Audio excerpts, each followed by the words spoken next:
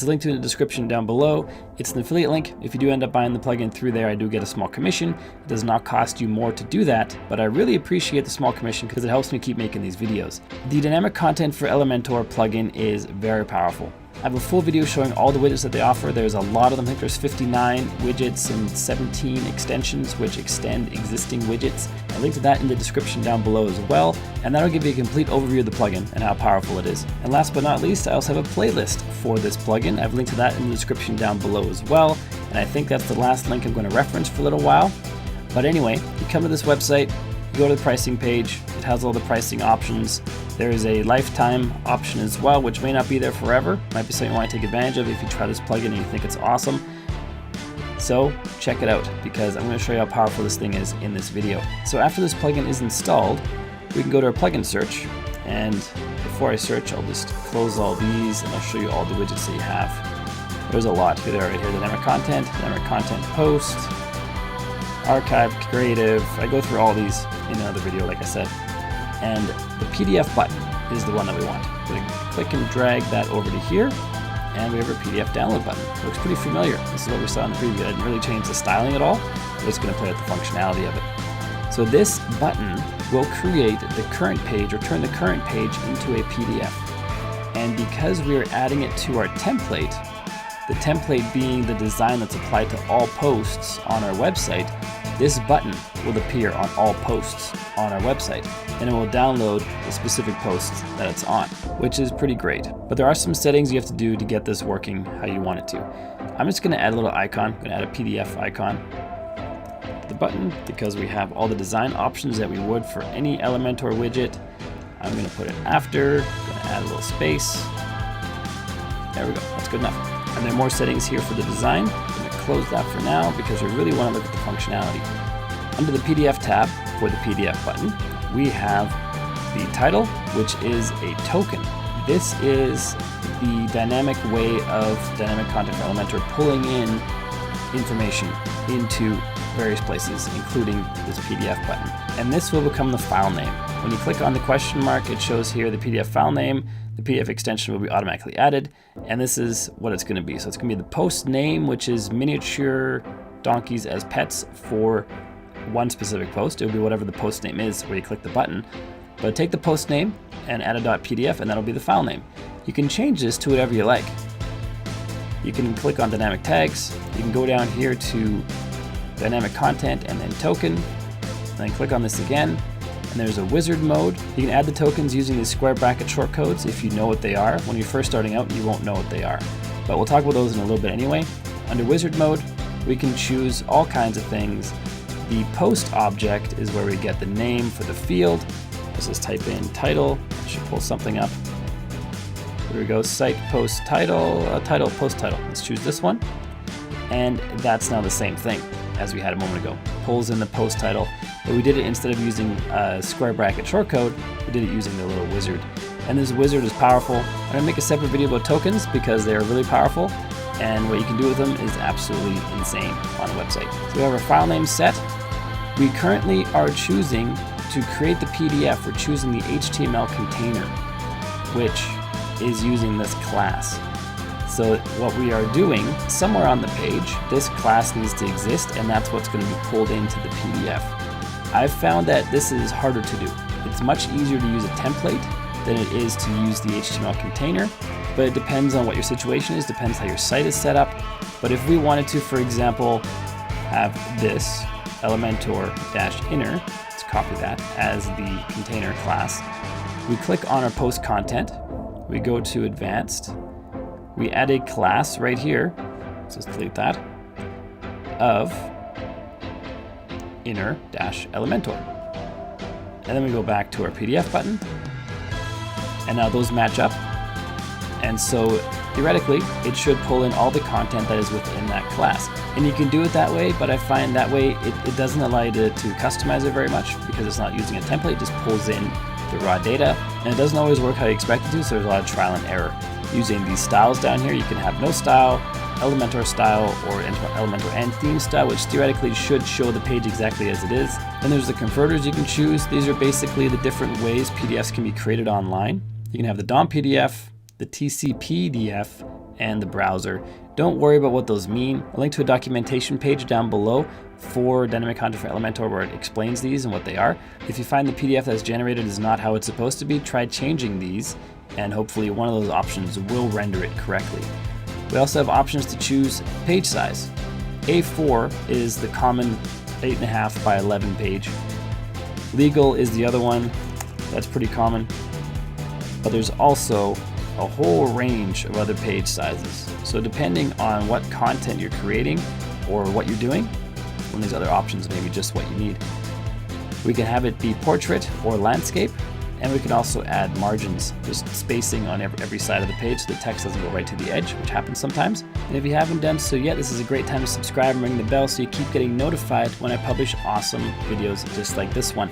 And if you want some help with WordPress, either leave a comment down below any one of my videos or join our Facebook group where we talk only about WordPress. A bunch of great people talking WordPress and helping each other get better at it. There's a link in the description to my private Facebook group, so make sure you check that out. And what we want to do is create a template for a PDF, because we don't want to just take what's on the page here or in this one section where we added our class.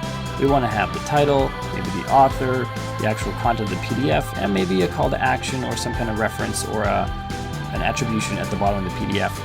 And we can do that using a template. Click on this button right here and it opens our template options. If you don't have a template created yet, just click on the plus icon to add a new one. And it goes right to the template creator. Let's choose page. Let's call this downloadable PDF. Click on create template. Let's make this canvas, Elementor canvas, so it's full size. And we can use the tokens we spoke about earlier to dynamically pull in the content from a specific page where the PDF button lives. So first let's pull in a heading and let's center it and let's add some padding. Let's make it 30 on the top, 30 on the bottom. Let's change the color of the text to be black. Let's give this section a background color just to make it a little more appealing to look at. Just a light gray, I think will do.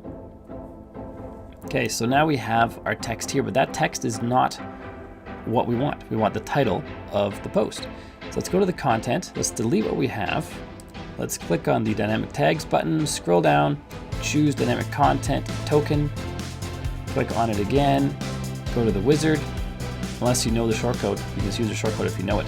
If you don't know the shortcode, let's go here and find the title under the post object. Let's find the title again. Post title currently pulls in download PDF. Let's see if we can change the preview settings. We can't for this one. That's okay. Pretty sure that's correct. So under token, went to wizard, chose the post title, and that should pull in the post title for the PDF that's going to be created. Let's add another section. This is going to contain the actual text of the post. So let's pull in the text editor. Dynamic tags again, go to token, click on token again, wizard mode. Let's type in content and choose post content. Now this should pull in the post content. Pretty straightforward. There's nothing to be seen here because the preview settings aren't activated for this PDF editor for whatever reason, but I'm pretty sure that is the correct one. And I want to add a little bit of text at the bottom. Let's add in the text editor. Below that one, there we go. For this one, I'm not going to use the wizard because the wizard will overwrite everything in the area, everything in this text area. But I want to have a call to action that has some words and then dynamic tags that are pulled in. I'm just going to type my name in here as a placeholder. I'm going to replace this with a dynamic token in a minute. And then the URL where this was downloaded is, and then this is the placeholder for the URL. So let's look at dynamic tokens on the dynamic content for Elementor page. Under widget, let's go to content and then tokens and then the docs. And this will take us to the docs that explain the tokens quite well. Shows you how to create a token or explains how to create a token. We can copy and paste a lot of these examples if we want to, or we can create our own tokens as we just saw, or we use the wizard. Other different options for what to do. And I want to pull in the author of the post. So we want to go down to author display name. Let's copy that. Go back to here and just delete Bjorn and paste in that token. So now it'll say created by. In this case, this post was created by me, so it's going to say Bjorn. But this would be whoever the author was for the post. So it's dynamic. It's not just Bjorn, it's whoever the author was. Now for the URL, they have a pre-made token as well. Right near the bottom, I believe. Doesn't look like it. You can look it up. Permalink. Here it is, post, and then permalink. Copy that, and just replace that with the permalink dynamic token, and this will pull in whatever the current post link is. So wherever this PDF is being downloaded, this will be the link of that page. And I want to make this an actual clickable link. If I do it this way, it's just going to be a text link on the page. But if we look at our original PDF, this one right here, this is an actual clickable link. If I click on this, it takes me back to the page where it was downloaded. And I want that to happen on our PDF template. It's also a featured image. Let's pull that in as well. So to make this a link first, let's go ahead. Here, it updated the content actually.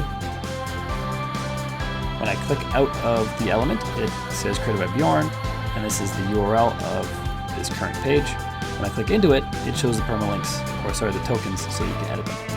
So to make this an actual clickable link, I have to add an HTML tag.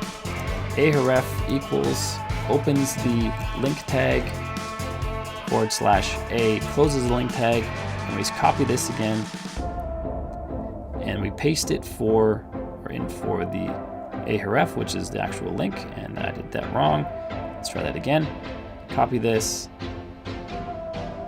and I'm just going to Control V. There we go. Pasted it right in there. So now we have this dynamic token twice. It's only going to be seen once on the front end, but we can see it turns into a link over here that is actually clickable. And that's what we want. Let's pull in the featured image. The last thing we want to do here, featured image. Let's use the featured image, the one that's built into Elementor. And it's just set the featured image, and it's going to pull in a large one. I found that this is usually too large for the PDFs we're creating, so I set mine to medium, but you can play around with that. So you'd create it, you'd set it up, see how it looks, and then change it as needed. So now our PDF is done. This should pull in all the information that we need. So let's publish, and now add this to our button, our PDF button. I'm going to update this page, then we're going to refresh, and we're going to connect the template to the button. We had to refresh because we just saved that PDF template, and we need to tell this page there's new information. So now that it's reloaded, it now knows that there's a template. And now we can search for PDF. What we created was download PDF right here. Choose that one, click on update. And now let's go see how this looks. Open that post again. And this is the post template. So this button, even though we were working in the miniature donkeys as pets post, this button appears on the bottom of every post, which I'll show you in just a minute. So if I click on this link, it should download a PDF for us that looks just like this. It's wonderful. It's not quite perfect. We see we have this gap here. That's the 20 pixel margin that we saw earlier in the PDF button settings. We can change that pretty easily. But it pulls in everything we want. The title, the image, the content here. This is the actual content of the page. And then our little call to action down below. And this is created with Elementor, this little call to action. So that's created right here, as we saw. You can put whatever you want in here. Anything Elementor can create, you can put in here. However, PDFs are not as flexible as web pages are. And so what you create in here has to be pretty simple. It's just the title in one row, the image, the content, and then the call to action at the bottom, or the citation, I guess in this case. So you don't want to create something too complex with sidebars and images and floated backgrounds in the back, because that may not work when the PDF is created. You have to keep it simple because PDFs are not as flexible as web pages. That said, you can definitely add an image down below here. Say it's a call to action to your new course or your coaching club, or to get a quote to build a website, or whatever it is. You can add an image down here or text or something as a call to action. Now we can try going to another post. Let's just go to donkey grooming. This is quite a lot shorter, and that's okay. Click on download PDF. click on the PDF that's generated, and here we have that content for that website. Pulls in the title for that page, the featured image for that page, and the text for that page. And because, like I've said many times already, this PDF button has been added to the template for the blog post, this button will appear on every single blog post. If you have it set that way, you can use conditions to have it show up only in certain places. But the way we have it set up right now, it shows up on every blog post, and it creates a PDF dynamically for every blog post. Really quick, I want to show you how to get rid of this gap right here, this white space. So let's go back to, a lot of tabs open right now. Let's go back to here, our PDF button in the blog post template. Our page margins are set to 20 on every side. I'm going to set those to 0. Update. Let's close the PDFs that we have created. Go back out here, refresh the page, click on download PDF, open that PDF, and we see that gap is gone. And there's some adjustments we could do for the spacing, for the margins above and below the title and things like that. But we're not going to get into messy detail on that because that's simply going back to this PDF template and just adjusting margins and spacing. All the regular Elementor stuff there that we already know. So now we have our PDF button. But this is open to anybody. So anybody can come to your website, click on download PDF, and get a PDF. Maybe that's what you want. But maybe you want to hide this behind, say, an opt-in form. So you can create an opt-in form. You can add that to the page. Let's just close all these pages. Too much going on here. Close the PDF download template because we're happy with that one. So now we can create a form, or add a form, just a regular Elementor Pro form. Let's add it right there. Let's get rid of the message. And now we can make it so they have to fill in this form before the PDF button appears. And we're going to do that right now. So for the form itself, let's go to actions after submit. Set by default to email. I'm going to remove that. You can use something like MailChimp. And so when they add their name and email address, they're added to a list in MailChimp that you configure right here. I have a tutorial linked to the cut up above that shows you how to create your API keys and your list keys and put them in here, put them into Elementor so that you can connect to it. And so that's always an option. You can also choose dynamic email. This is part of the dynamic content for Elementor plugin as well. The dynamic email will allow you to attach the PDF to the email that is sent to you or to the person who requested it. So you can go through and set this email, and that can send the document or the PDF to that person, which is a pretty sweet way to do it. I'm just going to keep it on MailChimp and get MailChimp back on there. There we go. Keep it on MailChimp. So now when they opt in, they will be added to our MailChimp list. When you configure it, like I showed in the tutorial that I referenced earlier, it's out of the scope of this tutorial, but you just add your API keys in here, and boom, you're connected to MailChimp. Anybody who filled out this form will be added to your MailChimp account, and you can send them emails. Let's add a headline above here before we move on. And let's make it, if you want, a downloadable PDF of this article. Just fill out the form below. Center that. Make it H3. The text black. There we go. And now we have to set the visibility. So let's click on the PDF download button. Click on visibility. This is also part of the dynamic content for Elementor plugin. Enable visibility. This allows us to show and hide whatever we want based on certain conditions happening on the page. And all the triggers we have are right here. There's a whole lot of them. Trigger based on post information. Each of these has just a ridiculous amount of options. Trigger based on user roles. Lots of triggers. This is enough for 5 separate videos on how these all work, so we're not going to get into it in this one. We're just going to look at the specific stuff to make this happen that we're doing here. So let's open the events one. You can in fact close all the others. So let's just close all these. Except for events, that's the one we want. And to make the events one work, we have to choose keep HTML. Then the events works. And I want to add something in here for on click.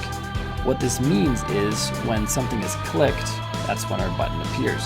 So I'm going to set it that when the send button appears, when the send button is clicked, our PDF will appear after that. So we have to have a class or an ID for our send button. Let's click on the form. Let's open buttons. Let's call this send_button. You don't want to have any spaces, no pound keys, just letters and underscores and numbers. You can also use dashes, but I prefer underscores for this kind of thing and all lowercase. Go back to our PDF, on click, add our pound key, and the send button. This means it's an ID. So when I go back to the form and our button, it says here button ID. ID is denoted by a pound symbol. If it said class, it'd be denoted by a period, but an ID is a pound symbol. And we want to hide other elements. So we want to have it so that when the send button is clicked, we hide the form and show the PDF.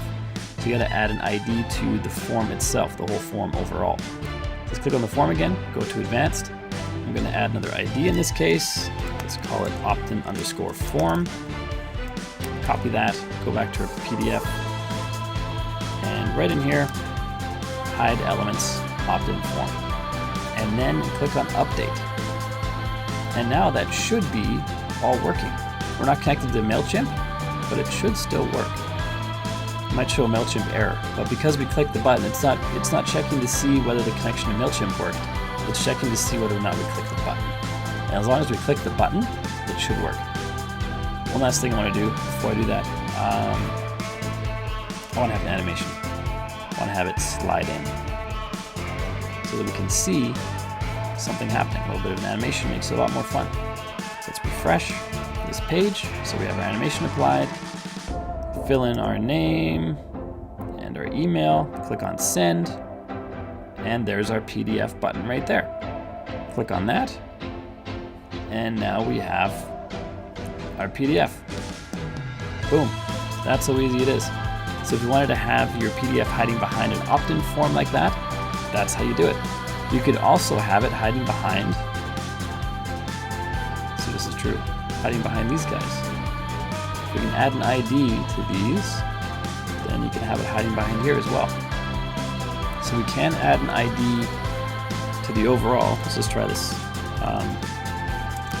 Social buttons.